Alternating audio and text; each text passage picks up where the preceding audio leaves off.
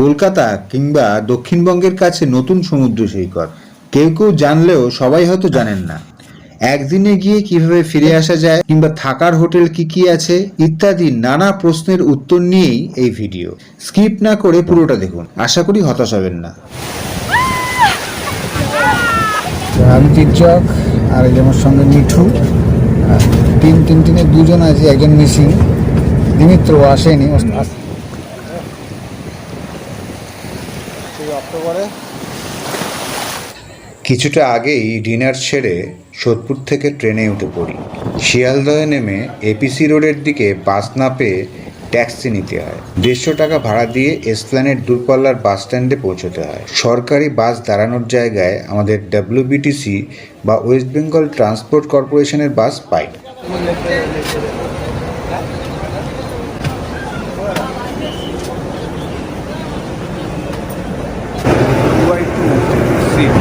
এটা একটু বেশি কমফোর্টেবল হবে, এই জন্য এটা বুক করেছি।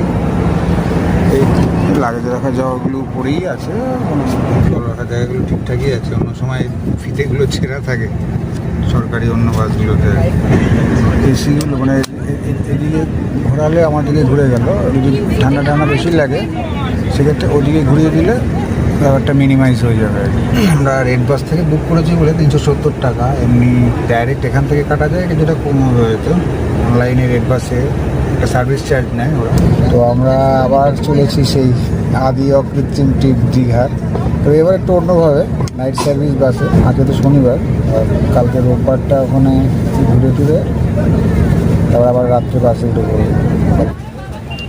এই বাসটা বারাসাত থেকে ছাড়ে, তারপর মধ্যমগ্রাম, বিরাটি, এয়ারপোর্ট ইত্যাদি হয়ে এসপ্ল্যানেডে এসে দাঁড়ায়। তবে অনলাইনে রেড বাসে বুক করতে গিয়ে আমরা বোর্ডিং প্লেস মধ্যমগ্রাম দিতে চাইলেও কোনো অপশান পাইনি, তাই বাধ্য হয়ে এসপ্ল্যানেডে দিয়েছি।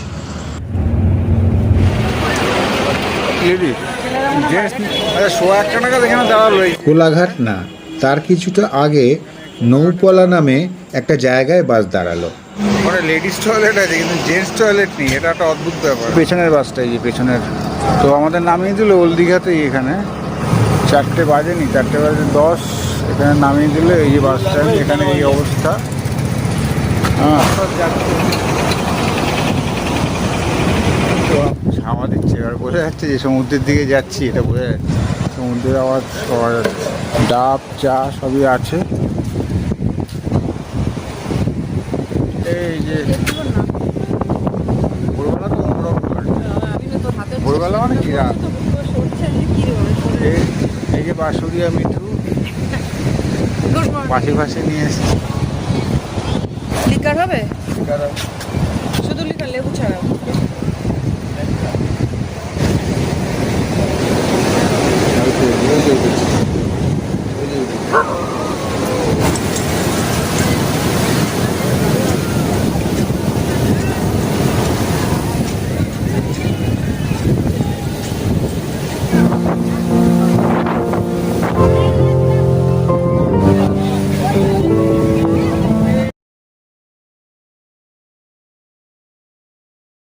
আমাদের ঠিক করা হোটেলে নামলাম, তবে তখন 9টা বাজে।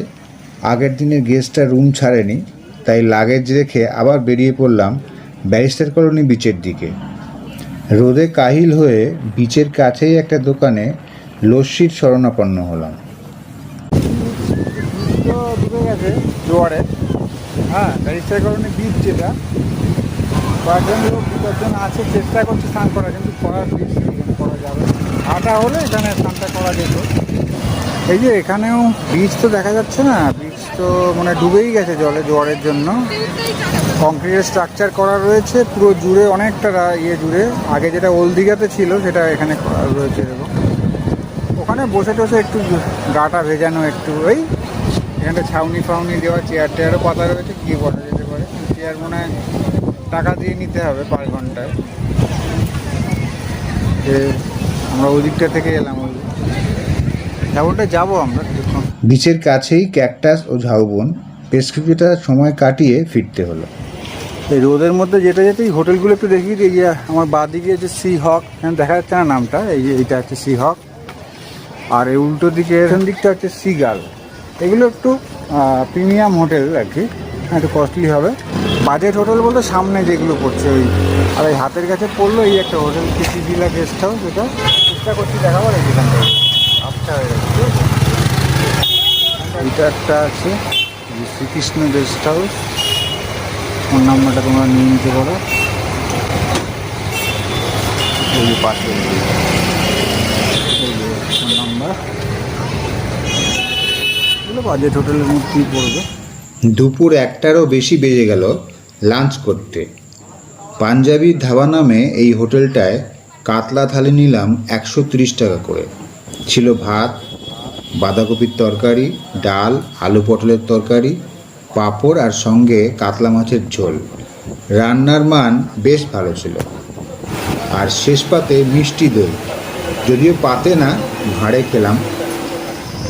প্রায় 1:45 বাজে, দেখি একটু স্নান টান করা যায় কিনা, ভাটা কী হলো না হলো। সমুদ্রের ধারে এলাম, দীঘা এলাম, একটু সমুদ্রে গা ভেজা যেমন একটা হয়, খাওয়া দাওয়া করে এলাম, যে খাওয়া দাওয়াটা কমপ্লিট হয়ে গেল, চিন্তা নেই, নাহলে একটা চাপ থাকতো। তখন দেখে গেছিলাম সমুদ্র কোথায় ছিল, এখানে ঢাকা ছিল, কত দূরে চলে গেছে দেখো ভাটায়। এখানটা আবার উঁচু মতো করে বসার জায়গা, ভিউ পয়েন্ট টাইপের, ওখানটা বসে বসে ওই বিকেলবেলা, হ্যাঁ বিকেলবেলা এখানটায় এলে এখান থেকে একটা ভিউ পাওয়া যাবে। এই জায়গাটা বিকেলবেলা আর আমাদের আসা হবে কিনা জানি না।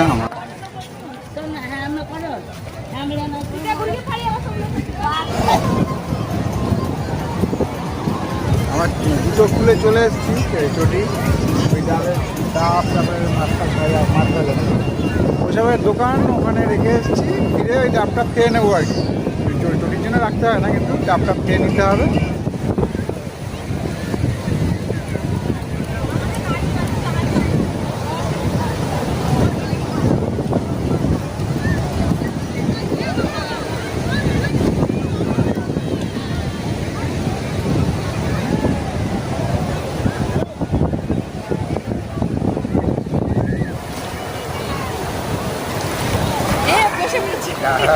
না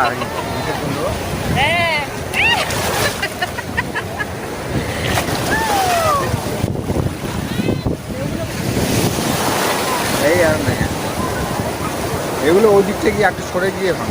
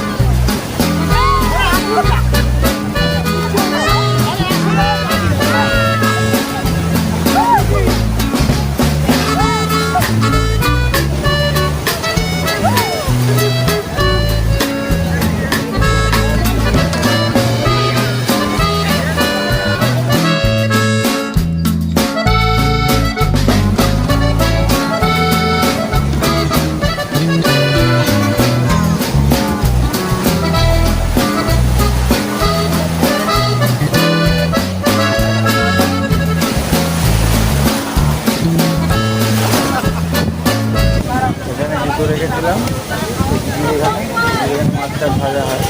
এখানে ডাব খাচ্ছি আবার 50 টাকা করে দুটো। শ্বাস বেরিয়েছে, শ্বাস খাবো, ঠিক আছে, অনেক শ্বাস বেরিয়েছে। বিচ থেকে হোটেলে ফিরে বিশ্রাম নিলাম অনেকটা সময়। বেরোতে বেরোতে 7টা, আবার 100 টাকায় টোটো রিজার্ভ করে জগন্নাথ মন্দির।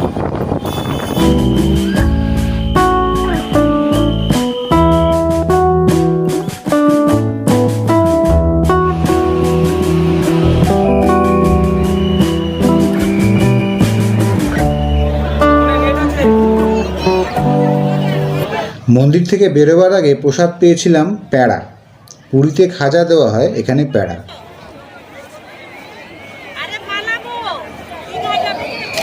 উপসংহারে ওল্ড দীঘা ফিরে জম্পেস করে চা খাওয়া, তারপর মার্কেট কমপ্লেক্স থেকে কাজু বাদাম ইত্যাদি কেনা। তবে বলি, কাজু ছাড়া কাজুর কোনো মিষ্টি কিন্তু কেউ না খেয়ে কিনবে না।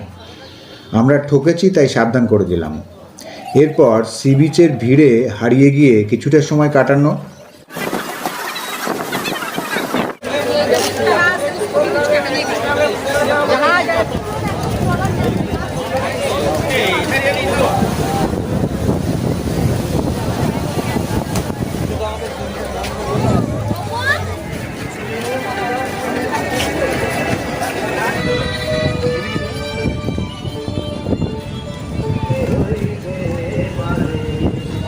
হোটেলে ফিরে সেই পাঞ্জাবি ধাবা থেকেই ডিনার সারলাম, রুটি আর খুব সুন্দর স্বাদের মিক্স ভেজ।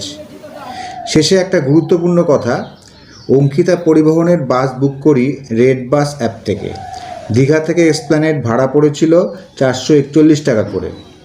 ডাব্লিউবিটিসির বাসের থেকেও ভাড়া বেশি, তবে পরিষেবা খুবই খারাপ। 3/2 সিট অ্যারেঞ্জমেন্টে বেশ চাপাচাপি করেই বসতে হয়, আর রাস্তা ভালো থাকা সত্ত্বেও ঝাঁকুনি মারাত্মক লেভেলে হচ্ছিল। আমরা ভুগেছি বলেই সাবধান করে দিলাম। 225 এই কোলাঘাট ছাড়িয়ে একটা জায়গায় দাঁড়ালো এখানে, ওখানে তো 4:26 নাগাদ এই এসপ্ল্যানেড বাস স্ট্যান্ডে আমরা নেমেছি। হ্যাঁ, নেমে এখানে এই প্রয়োজনের পাশে টয়লেট ফ্রেশ টেস্ট হলাম একটু। 4:30 প্রায় বাজে। শিয়ালদার বাস পাবো কি না জানি না, এখন শিয়ালদা হয়ে সোদপুর বেরিয়ে যাবো, দেখি কতক্ষণে কী হয়। পরের ব্লগ নিয়ে খুব চটপটি ফিরবো। সুস্থ থেকেও থাকবেন, নিজের মতো করে খুব ভালো থেকেও থাকবেন। আজকের মতো টাটা।